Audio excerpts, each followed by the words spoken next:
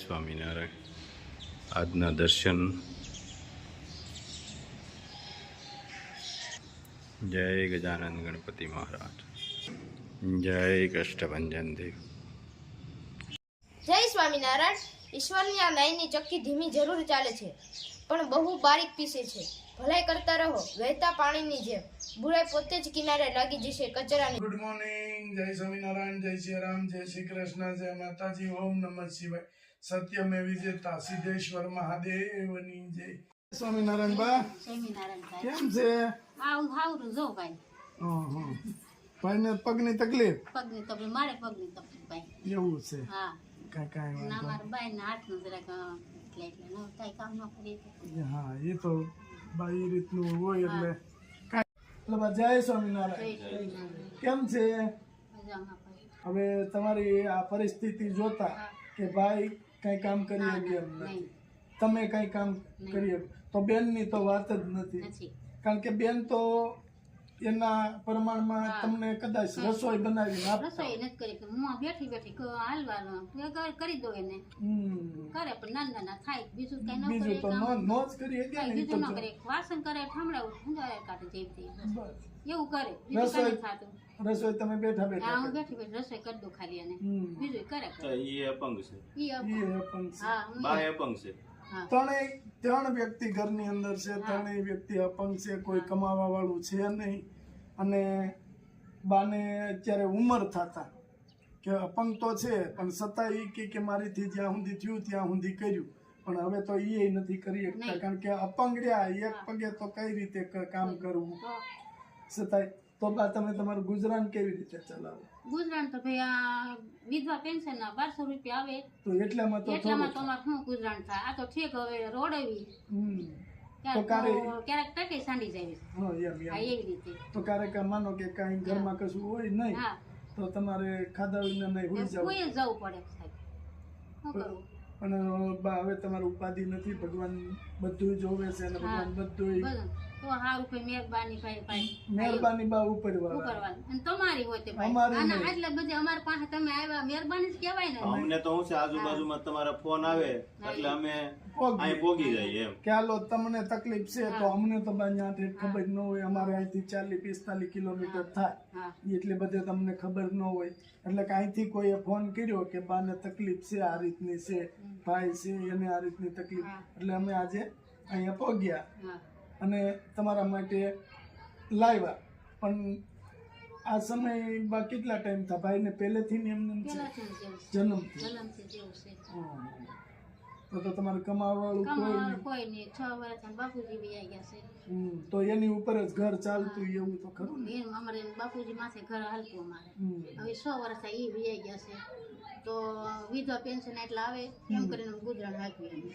હવે એને બિચારા ભાઈને પગ નહીં તો પગનો વધારે દુખાવ થવા મળે તો જાજી ઘડી બેહી નો કે એટલે ઈ કઈ કરી શકે નહીં જાજુ તો એમને હાજ્યા રાખી. હા, એ તો પછી ઘરમાં થોડું હોય તો થોડું બનાવ્યું. બસ ઈ રીતે. પણ જે તમે કીધું ને કે ભાઈ ક્યારેક અમારે ટક સાંડી જાય, એટલે આપણે દેશી ભાષામાં ટક સાંડી જાય એમ અમારે અહીંયા કહે.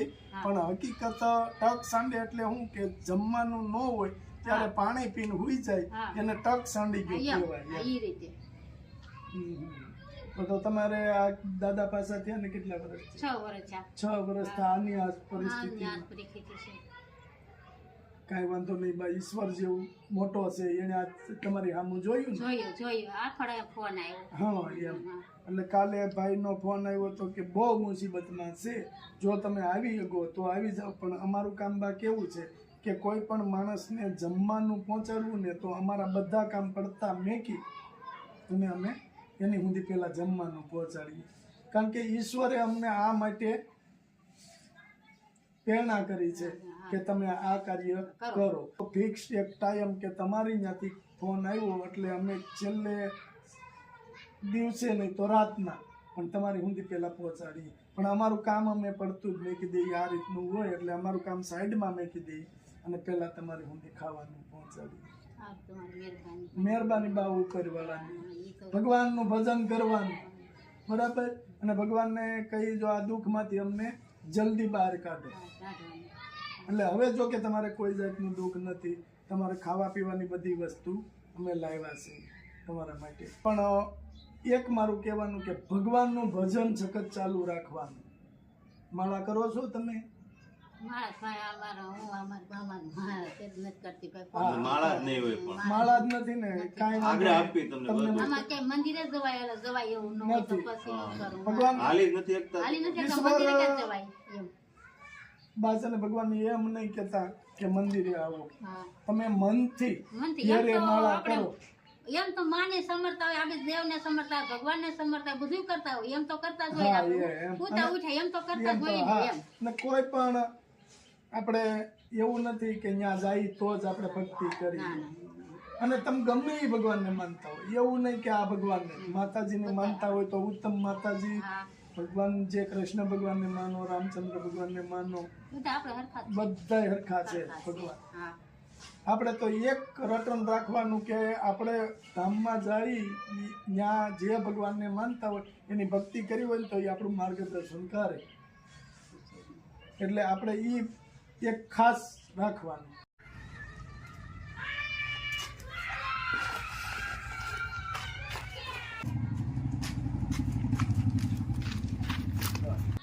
જો બા એટલું લાવ્યા છે તમારા માટે.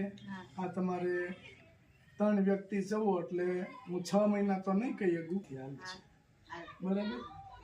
એટલે આટલું લાવ્યા છે. બા આ કીટ છે ને આપને હા લંડન થી આપી છે, હા. એને આશીર્વાદ આપો. તમે આટલું આપ્યું, તમારો ઘણો આભાર. અને અમારે ઘણું હાલ છે, તમારું સારું કરશે ને ભલું કરશે તમારું, અને દેવા આવવાના ને સારું કરતા છે. ખૂબ વિદેશમાં ખૂબ આગળ તમને વધારશે.